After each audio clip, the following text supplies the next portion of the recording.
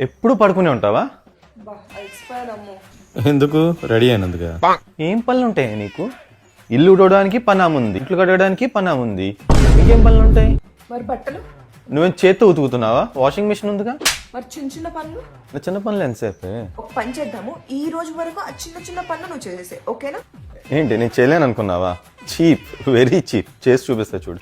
ఆ సోఫా చూడంత గలీజ్గా ఉందో, క్లీన్ చేయి.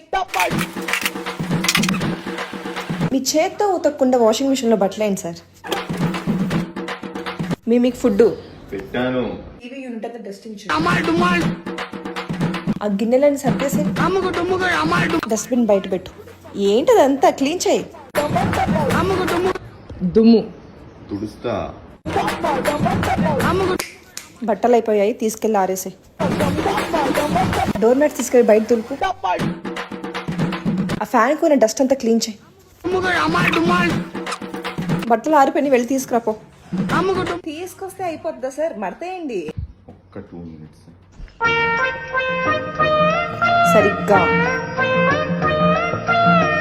హలో, ఏం బాబు పడుకున్నావులే, ఇంకా చాలా పనులు ఉన్నాయి.